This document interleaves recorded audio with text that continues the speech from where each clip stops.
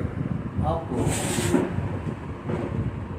History का वो portion पढ़ाया जिसमें बहुत सारे तथ्यों को हमने आपको बहुत जल्दी आपको पहुँचाने का प्रयास किया ताकि आने वाली आगामी परीक्षाओं के लिए आप मानसिक और शैक्षिक रूप से तैयार हैं।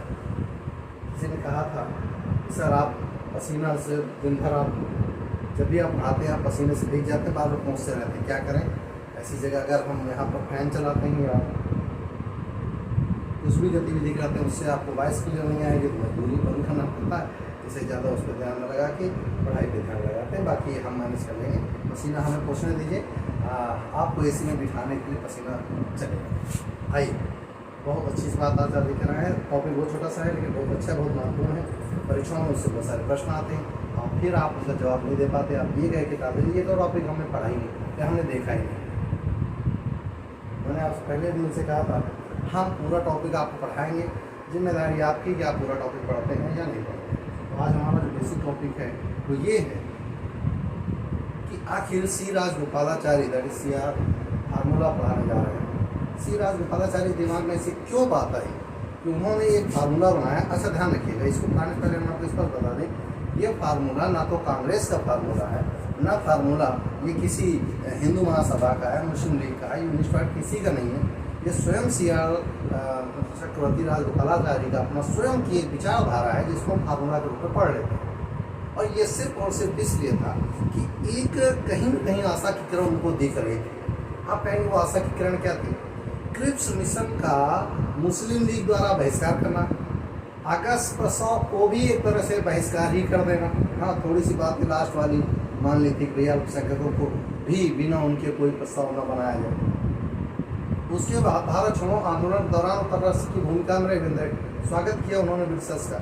लेकिन एक चीज़ कन्फर्म हो चुकी है, जब आज़ाद हिंद फौज ने अपनी रूपरेखा दिखाई तो ब्रिटिशर्स जो मुस्लिम लीग थी उसको एक चीज़ एहसास हुआ कि जब कुछ लोग भारत से बाहर रहकर भारत की लड़ाई लड़ रहे हैं और हम भारत के अंदर रहकर भारत का विरोध कर रहे हैं, हमें इस समय भारत का विरोध नहीं करना चाहिए बल्कि मुस्लिम लीग द्वारा पाकिस्तान की मांग करनी चाहिए।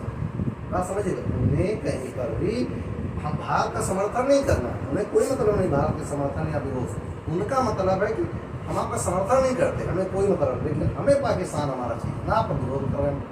हम नहीं जानते, हमें द्वि राष्ट्र सिद्धांत इकबाल वाला चाहिए जो उन्होंने एक फार्मूला दिया। याद करें 1920 में एक सम्मेलन हुआ था इलाहाबाद में और उसमें मोहम्मद इकबाल ने टू नेशन थ्योरी की धारणा दी थी, जिसे बात को फिर पाकिस्तान के रूप में रहमत अली ने नॉमिनेट किया।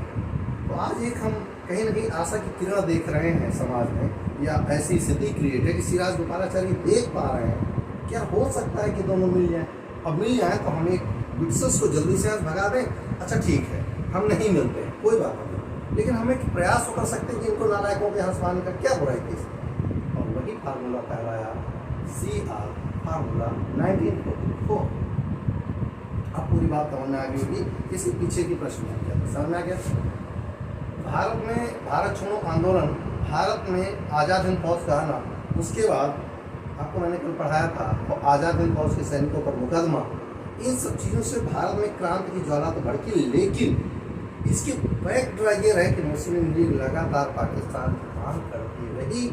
मेरा अपना ओपिनियन है, किताबों से भीतर होकर बात कर रहा हूँ, मेरा अपना ओपिनियन है कि उस समय मुस्लिम लीग को पाकिस्तान की मांग को विड्रा करके भारत की स्वतंत्रता की मांग करनी चाहिए, लेकिन दिल्ली बंटवारा में फंस गया पाकिस्तान। दिल्ली बंटवारा में अब ब्रिटिशर से बंटवारा कर रहे भारत के लिए कि ये बंटवारा कर दे हम लोगों का, पाकिस्तान अलग भारत अलग, तो सोचिए अच्छा करके जाएंगे क्या? वो ऐसे नासूर होकर जाएंगे कि भारतीय और नेपाली पाकिस्तान ये आपस में जीवन भर लड़ते रहे। देखो हम लड़ रहे, हम जब माउंट बेटन आपको पढ़ाएंगे तो इसे मनबाटन कहेंगे, उसमें यही तो रचना रच के गया। क्या रचना थी आगे? फिलहाल सी राजगोपालाचारी के दिमाग में एक आता है, हम सब के दिमाग में आता है कि अंतिम प्रयास करने में क्या हुआ। मैं हमेशा कहा करता हूँ जब भी आप सफलता के लिए प्रयास करें तो आप अंतिम तक प्रयास करें, एक लक्ष्य बनाए और उसके पीछे लग जाए और अंतिम तक प्रयास करें। ध्यान रखिएगा, चाबी का जो गुच्छा होता है, अगर ताला खोलना है और एक चाबी, दो चाबी, तीन चाबी, अंतिम चाबी तक जाते हैं, लास्ट चाबी में जाकर आप रुक जाते हैं कि आपको नहीं खुला, कहाँ खोलना। यार जब सब लगा चुके हो तो हो सकता है अंतिम चाबी उस ताले की हो जिससे इसलिए कृपया करके जब भी प्रयास करें अंतिम तक प्रयास करें, अपना पूरा एफर्ट लगा दें, झूठ वाला नहीं कि लगावा तो रहा है, लगावा रहा नहीं, ईमानदारी से लगा दें। विश्वास करिए स्वयं आपके सामने उपस्थित हूँ और इन भटकलों की बकवास की बातों से, इसलिए मैं कृपया करके आपसे कहता हूँ कि एक बार अपना पूरा जुनून से लग जाए, कुछ भी कर सकते हो। तो ये जुनून था श्री राजगोपालाचारी के दिमाग में, चलो एक प्रयास कर लेते, शायद मुस्लिम लीग और INC यानी इंडियन नेशनल कांग्रेस आपस में मिल जाए और हम ब्रिटिशर्स को आसानी से भगा सकें। अच्छा, श्री राजगोपालाचारी ही क्यों? क्योंकि उस समय के सबसे बड़े योग्य व्यक्तिगत हुए थे श्री राजगोपालाचारी ही थे। ये CR दास नहीं है, चित्तरंजन दास नहीं है, ये श्री राज चक्रवर्ती राज गोपालाचारी। इसलिए ये ना कहना कि यहाँ पर CR दास आ गया, ऑप्शन में CR दास रख भी देता है तो हम रखिएगा ये चक्रवर्ती राज गोपालाचारी है ना। चलिए, पृष्ठभूमि आप समझ गए क्या बनी है, तो वो चाह रहे हैं शायद मिल जाए तो ब्रिटिशर्स को जल्दी भगाएं। ऐतिहासिक या प्रस्तावना इसकी ये है कि भारत में लगातार हो रही ऊहापोह की स्थिति से निपट कर ब्रिटिशर्स को यहाँ से भगाना। वो लक्ष्य चाहे जवाहरलाल नेहरू का रहा हो, चाहे सुभाष चंद्र बोस का रहा हो, चाहे वो गांधी का रहा हो, चाहे वो किसी भी व्यक्ति का रहा हो जो लड़ाई लड़ रहा हो स्वतंत्रता के लिए, सबका अल्टीमेट लक्ष्य एक था, उसी में एक प्रयास ये भी है। क्या है? यहाँ पर आ गए गांधी जी के कहने पर 10 जुलाई 1944 को, ध्यान सुनिएगा, गांधी जी के कहने पर 10 जुलाई 1944 को श्री राजगोपालाचारी जिन्ना को, जो कि मुस्लिम लीग का प्रतिनिधित्व कर रहे थे, जो कि अभी इफस ऑफ समझिए 12 वर्ष मौज मार के आए, कहाँ करीब 7 या 8 वर्ष ये लंदन में रहे थे। बीच में जब उनको 1927 में नेहरू की मांगे नहीं मानी गई, यहाँ से गुस्सा में भाग गए, ऐठ गए, जो भी वो 37 के चुनाव से पहले आते हैं, फिर अपनी रचना से छीछा लेकर कर आते हैं। कुल मिला के ये ब्रिटिश से मौज करके लंदन से फिर भारत आए हैं और अपना आधार तलाश रहे हैं। यूँ कहें कि मुस्लिमों के दिमाग में फितूर भर रहे हैं कि तुम यहाँ सुरक्षित रहेंगे। मेरे तो समझ में नहीं आता यहाँ सुरक्षित है तो कहाँ सुरक्षित। चलिए, तो उन्होंने दिमाग में लोगों को सेटअप किया और लोगों को उकसाया कि चलो भाई हमें कला, क्योंकि मुझे किसी भी नए राष्ट्र का एक मौका मिला था कि मैं कुछ भी बन सकता हूँ। तो उन्होंने क्या किया कि 10 जुलाई 1944 को श्री राजगोपालाचारी ने एक प्रयास किया कि गांधी और जिन्ना के आपस में जब वार्ता हो जाए और दोनों मिल जाएं तो शायद हम ब्रिटिशर्स को आसानी से यहाँ भगा सकते हैं। तो उन्होंने एक प्रयास किया कि INC यानी इंडियन नेशनल कांग्रेस और मुस्लिम लीग आपस में सौहार्दपूर्ण ढंग से अगली लड़ाई के लिए तैयार हुए। उन्होंने ये शर्त रखी और 10 जुलाई 1944 को गांधी जी के आग्रह पर श्री राजगोपालाचारी उनसे मिलने के लिए चल देते हैं। चले जल्दी इसकी साइड लीजिए, फिर हम आगे बढ़ें। ठीक, अब जरा देखिए हुआ क्या, कौन सी ऐसी बातें थी जो CR फार्मूला में शामिल थी। तो पहले मैं आपको पूरी कहानी सुनाऊंगा। CR फार्मूला में ये कहा गया था कि ठीक है, आप पाकिस्तान की मांग करिए, हमें कोई समर्थन नहीं, हमें कोई दिक्कत नहीं, लेकिन अभी आपको भारतीय स्वतंत्रता संग्राम के समय INC का साथ देना चाहिए। यानी आपको भारतीय स्वतंत्रता के लिए इस समय भारतीय राष्ट्रीय कांग्रेस का समर्थन करना चाहिए और जब ये यहाँ से चले जाएंगे तब हम बात करेंगे कि हमें कैसे क्या करना चाहिए। इसलिए इस समय आप और जो अंतरिम सरकार गठन हम करने जा रहे हैं, अंतरिम सरकार गठित करने जा रहे हैं, उसमें आपको सहयोग करना चाहिए INC का, ताकि हम ब्रिटिशर्स को यहाँ से भगा दें और जब भगा देंगे तो आपस में बैठ के बंटवारा कर लेंगे या साझा कर लेंगे या वार्तालाप कर लेंगे हमें क्या करना चाहिए। लेकिन जिन्ना साहब अभी भी ऐठे घूम रहे हैं। तो गांधी जी खुश होकर गांधी की शायद जिन्ना मान जो उन्हें कायदे आजम कहते। कायदे आजम का मतलब होता है, बेटा ध्यान रखना, महान नेता। कायदे आजम माने महान नेता। मेरी तो समझ में नहीं आया कि किस वजह से महान थे। शायद गांधी जी ने भी साइकोलॉजी पढ़ी होगी कि शायद मान जाए तो मानेगा, न मानेगा तो कोई बात नहीं। तो उन्होंने कायदे आजम कहकर संबोधित किया कर जब CR फार्मूला लागू हुआ था तब उन्होंने उनको कायदे आजम की उपाधि दी थी। तो हुआ क्या, आप जरा देखिए रहेगा कि अब इन्होंने महान नेता कहा, श्री राजगोपालाचारी ने अपनी बात रखी। आगे देखिए उन्होंने क्या कहा कि मुस्लिम लीग मुस्लिम बहुल क्षेत्रों में, जैसे मुस्लिम लीग बहुल क्षेत्र कौन कौन से वो जरा देखिए और बहुत स्पष्ट। अगर हम इसको ऐसे बांट लें और हम इसमें इंडिया को डिनोटेशन करें ऐसे करके, जरा देखिएगा, एक तो ये वाला पोर्शन और दूसरा वाला ये वाला पोर्शन। इस वाले पोर्शन को हमने उत्तर पश्चिमी याद करिए कहा था, उत्तर पश्चिमी प्रांत, जहाँ पर कौन काम कर रहा था, सीमांत गांधी या अब्दुल गफ्फार खान। और इस वाले भाग को नॉर्थ ईस्ट कहा गया। और नॉर्थ ईस्ट में इस समय यहाँ पर हम बात किस करें, बांग्लादेश की। इसे हम उस समय कहते थे क्या, पूर्वी पाकिस्तान। आजाद जब अलग राष्ट्र बनेगा तब इसे पश्चिमी पाकिस्तान, वैसे पूर्वी पाकिस्तान। ध्यान सुनिएगा। अब आपका सवाल ये होगा कि सर यहाँ पर मुस्लिमों की संख्या अधिक है, ये तो मानते हैं, यहाँ पर मुस्लिमों की संख्या अधिक कहाँ से होगी? ध्यान से सुनिएगा।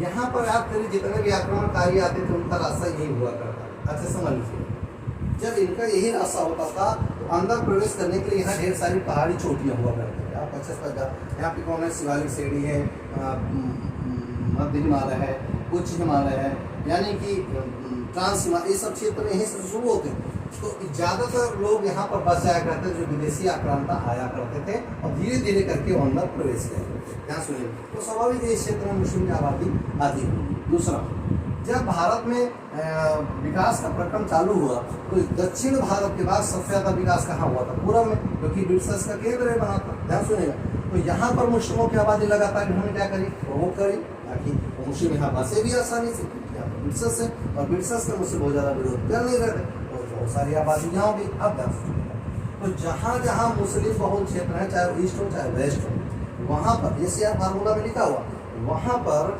वयस्क मतदान के आधार पर, वयस्क माने जिसने 18 वर्ष की उम्र पूरी कर लियो, वयस्क मतदान के आधार पर एक वोटिंग कराई जाए और देखा जाए कि वो वास्तव में पाकिस्तान के बंटवारा के पक्ष में है या नहीं। इसके लिए भी जिम्मा तैयार नहीं हुआ। क्यों? आपको याद होगा कि जब 1937 के प्रांतीय चुनाव हुए थे तो डब्बा गुल हो गया था मुस्लिम लीग का इन क्षेत्रों से। आप याद करिए, बंगाल को छोड़कर सब नाम निपट गए थे। क्यों?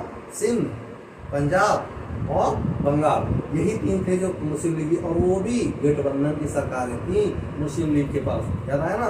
तो ये जान रहे थे कि अगर वहाँ वोटिंग हो गई तो इन्होंने चाल चल दी क्या कि ठीक वोटिंग करा ली गई, लेकिन केवल मुस्लिमों को वोट देने का अधिकार दिया। क्या यार बकवास बात कर रहे हो। वहाँ पर रहने वाली हिंदू जनता, वहाँ रहने वाली सिख जनता, वहाँ अन्य जनता वो वोटिंग नहीं करेगी तो पता कैसे चलेगा कि वहाँ मुस्लिम अलग चाहता है, ये जरूरी नहीं। क्या वहाँ की जनता ऐसा चाहती है या नहीं चाहती? तो हम जिन्ना कह रहे नहीं, आप वहाँ मुस्लिमों से क्यों वोट डलवाइए, तब आकलन करिए। आप बताइए क्या बेवकूफ़ीपन की बात है या नहीं? इस आधार पर जिन्ना की ये मांगती कि केवल मुस्लिमों को मतदान का अधिकार दी, इसलिए इस मांग को भी खारिज कर दिया गया। ध्यान सुनिएगा, अब हुआ क्या, और इसके लिए सीमा जो निर्धारित की जाए नॉर्थ वेस्ट की और ईस्ट की, इसके लिए एक आयोग गठित किया जाए और वो मतदान के आधार पर निर्णय करे कि भारत की स्थिति पाकिस्तान बंटवारे के बाद क्या होगी। समझ में आ गई ना मेरी बात? आप देखो क्या होता आगे। तो वो कहते हैं श्री राजगोपालाचार्य साहब कि सामान्य जनता की अगर अदला बदली, मान लो ठीक है पाकिस्तान का बंटवारा हो जाता है, ठीक है पाकिस्तान हम अलग कर लेते हैं, तो वहाँ की जो सामान्य जनता है उसका अदला बदली कैसे करेंगे? तो उन्होंने कहा गया इसमें कि इसके लिए एक स्पष्ट निर्देश था उस फार्मूले में कि जो जहाँ चाहे वहाँ पर रह सकता है। यदि हम चाहते हैं कि हम मुस्लिम भारत पाकिस्तान में चले जाएँ, भारत का मुस्लिम पाकिस्तान चला जाए, पाकिस्तान को मुस्लिम चाहता भारत आ जाए, भारत आ जाए, हिंदुओं का आपस में बंटवारा, यानी सामान्य जनता की लेन देन या अदला, लेन देन का गलत वर्ड है, अदला बदली, यानी वो यहाँ पर आ जाए हम वहाँ पर चले जाएँ, इसके लिए हम स्वतंत्रता दिया जाए। ये श्री राजगोपाल याद करिए, यही बात को भारत विभाजन का हुआ। क्यों? मैं स्पष्ट बता दूँ, श्री राजगोपालाचारी फार्मूला में अंत में पाकिस्तान की मांग का समर्थन कर दिया गया। लाइन रख लीजिएगा। अब देखिए क्या हुआ, अगर स्वतंत्रता के बाद यदि बंटवारा हो जाए तो, ध्यान से सुनिएगा, यदि स्वतंत्रता के बाद, स्वतंत्रता से पहले नहीं, स्वतंत्रता के बाद यदि बंटवारा हो जाए तो रक्षा, यातायात और संचार का बंटवारा एक समझौते के तहत किया जाएगा। मैं आपको इस पर चीज़ें बता दूँ कि अगर आप भारत स्वतंत्र हो जाता है और अगर भारत स्वतंत्र होने के बाद उसके पास रक्षा यानी प्रतिरक्षा, दूसरा यातायात, तीसरा यहाँ पर एक चीज़ मिस हो गई है संचार, और तीसरा है शिक्षा, इनका आपस में कैसे बंटवारा होगा इसका भी समझौता स्पष्ट तौर पर कर लिया जाएगा। और कहा क्या है, ध्यान सुनिएगा कि रक्षा में केवल 20% रक्षा पाकिस्तान के लिए जाए, बाद की बात कर रहा हूँ, 10% संचार व्यवस्था जाएगी, यातायात के साधन 40% तक, और शिक्षा स्वतंत्र होगी, जो जैसी चाहे वैसी अपना सकता है। ये फार्मूला में था। ये परसेंटेज को ध्यान मत दीजिएगा, बिंदुओं को ध्यान दीजिएगा। रक्षा, संचार, यातायात और शिक्षा, इन पर हम समझौता करेंगे जो दोनों देशों के लिए हित साधन करता है। ध्यान रखिएगा, ये है CR फार्मूला। आगे देखिए, अगर इस समझौते में, ध्यान सुनिए, अगर इस समझौते में किसी प्रकार की कोई या आपस में कंट्रोवर्सी हो जाती है, तो उसके लिए हम आप दोनों ही समितियां, यानी मुस्लिम लीग और INC दोनों एक समिति बनाएंगे, और उस समिति की अनुशंसा के आधार पर हम यातायात, संचार, शिक्षा और रक्षा के बारे में बात कर पाएंगे। तो उसे अपन पूर्ण ध्यान रखिएगा। क्यों प्रोसीजर मानना, हमने सबसे पहले क्या कहा कि भारत की स्वतंत्रता में मुस्लिम लीग सहयोग करे, अंतरिम सरकार गठन में सहयोग करे, सामान्य जनता की अदला बदली में समझौता हो। अगर भारत स्वतंत्र, ब्रिटिशर्स भारत को पूर्ण स्वतंत्र कर दें, स्वतंत्रता के बाद रक्षा, शिक्षा और संचार, यातायात का बंटवारा हम एक समिति के माध्यम से कर लेंगे। ध्यान से सुनिएगा। दूसरा, ये जितनी चीज़ें मैंने अभी तक पढ़ाई हैं, ध्यान से सुन लीजिएगा, जितनी चीज़ें मैंने अभी तक आपको पढ़ाई हैं, ये बातें तब की हैं जब ब्रिटिशर्स भारत को पूर्ण स्वतंत्रता दे दें। तब और नहीं कहे कि तुम्हें स्वतंत्रता, जब हम ही स्वतंत्र नहीं हैं तो पाकिस्तान को स्वतंत्र हम कहाँ से करने वाले होते। तो इस प्रकार C राजगोपालाचारी के फार्मूले के आधार पर हम इस निष्कर्ष पर पहुँचे हैं कि गांधी जी ने भरसक प्रयास कर लिया, चक्रवर्ती राजगोपालाचारी ने भरसक प्रयास कर लिया कि कैसे भी करके हम ब्रिटिशर्स को यहाँ से निकालें और मुस्लिम लीग को पाकिस्तान की मांग से रोक लें या उनको मना लें, ताकि हम बंटवारे से बच जाएं। लेकिन जिन्ना साहब एक रट्टा लगाया था, याद करिए 1940 का जो याद करिए, आपको मैंने पढ़ाया था क्या, एक अधिवेशन होता, सॉरी 1930 लाहौर अधिवेशन ज़्यादा है ना। उसमें होता क्या है कि उसमें याद करिए शपथ ली गई क्या, कि मैं अंतिम क्षण तक ये प्रयास करूँगा कि मैं केवल और केवल मुस्लिम लीग के माध्यम से पाकिस्तान अलग राष्ट्र बनाऊंगा, उससे नीचे कुछ भी समझौता नहीं करूँगा। सॉरी 1940 हम गलत बोल रहे थे, मुस्लिम लीग 1940 के समझौते के आधार पर। ठीक, अब एक चीज़ ध्यान से जरा सुनिए, मुस्लिम लीग अपनी मांगों पर अड़ी रही, और उस मांगों के अड़ी होने का ही परिणाम था कि भारत को स्वतंत्रता से पहले दो राष्ट्रों में बंटना पड़ा। लेकिन यहाँ एक चीज़ देखने लायक ये है कि C राजगोपालाचारी साहब का जो एक आइडियोलॉजी थी, अब बंटवारे में देखिएगा झलकेगी, महसूस होगा कि कहीं ना कहीं पाकिस्तान बंटवारा का C राजगोपालाचारी ने समर्थन किया। और अगर पेपर पूछा जाए कि इनमें से कौन सा कथन सत्य है असत्य है, ध्यान रखिएगा C राजगोपालाचारी या CR फार्मूला में पाकिस्तान मान का समर्थन किया गया था, क्योंकि जिन्ना साहब मानने को तैयार ही नहीं। सबसे पहले जिन्ना साहब का विरोध किस बात से था, नंबर 1 कि मुस्लिम ही केवल मुस्लिमों को वोट करें, नंबर 1। नंबर 2, स्वतंत्र हो तुम्हारा भारत देश हो चाहे ना हो, हमें पाकिस्तान अलग देश चाहिए। नंबर 3, रक्षा सुरक्षा के लिए हम जैसी शर्तें रखेंगे वो मानी होंगी, आपकी शर्तें मानेंगे नहीं। तीसरा, मुस्लिम बहुत क्षेत्रों में अगर आप मतदान कराते तो मतदान करने का अधिकार केवल मुस्लिम जनता को। इन चीज़ों से आप बताइए कैसे संभव था ये चीज़ मानना। क्यों, अगर आपको किसी का घर बिगाड़ना है तो उसकी हर बात का विरोध करना शुरू करिए, विरोध वो अपने आप बिगड़ जाएगा। तो पाकिस्तान क्योंकि बनाना है तो कोई भी अच्छी चीज़ इनको हमेशा बुरी ही लगेगी, तो आप कुछ भी कहिए इनको बुरी लगनी थी, इसलिए इन्होंने अपने पाकिस्तान की मांग का रट्टा लगा रखा। और एक तरह से कहे तो CR फार्मूला हिल।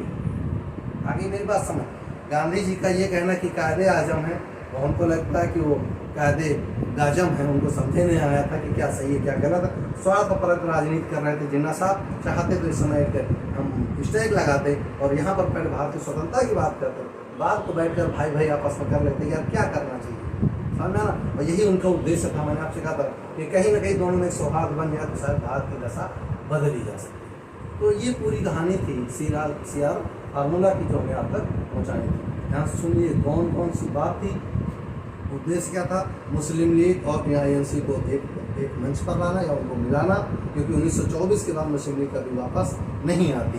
दूसरा, भारत में ब्रिटिशर्स को भगाने के लिए मुस्लिम लीग का सहयोग लेना ताकि अंतरिम सरकार गठन में मुस्लिम लीग सहयोग कर सके। तीसरा, अगर बंटवारा हो जाता है, ध्यान सुनिए, अगर बंटवारा हो जाता है तो सामान्य जनता की अदला बदली कैसे होगी, और अगर बंटवारा हो ही जाता है तो रक्षा, यातायात, संचार और शिक्षा की स्थिति क्या होगी, ये हम बैठकर एक समझौता करेंगे। साथ ही जहाँ मुस्लिम बहुल क्षेत्र हैं, चाहे वो नॉर्थ ईस्ट हो चाहे नॉर्थ वेस्ट हो, यहाँ पर हम मुस्लिमों से ही ये जिन्ना का विचार है, मुस्लिमों से ही वोटिंग करवाएं और देखें कि मतदान में किसको प्रतिशतता अधिक मिलती है। लेकिन सीआर फार्मूला में लिखा गया था कि वहाँ पर बहुसंख्यक जहाँ मुस्लिम है वहाँ सबको वोट देने का अधिकार हो तो रियल मत पता चल पाएगा। तो अंत में गांधी जी ने उन्हें कायदे आजम कहा कि शायद मान लो होता ना, घर में किसी से काम करो तो उसको चढ़ा दो करूँ जरूरत पे, तो जिन्ना जी को चढ़ाया लेकिन चढ़े नहीं। तो यही कारण था कि अंत में पाकिस्तान की मांग रखकर भारतीयों ने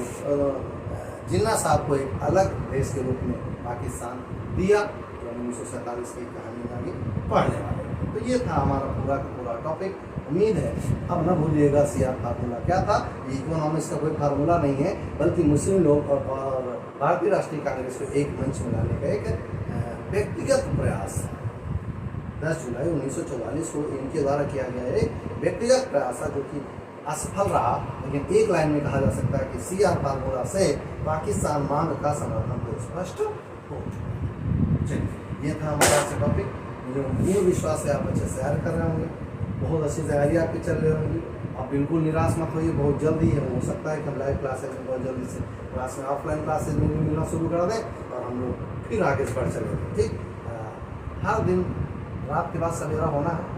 इस समय कोविड-19 का प्रकोप है, इसके बाद बहुत अच्छा समय आएगा। पूर्ण विश्वास है आपको भी। और आज खड़ा रहता है, मिलते हैं नेक्स्ट वीडियो में नए उम्मीद के साथ, नए जोश के साथ। लाल आजम जय हिंद।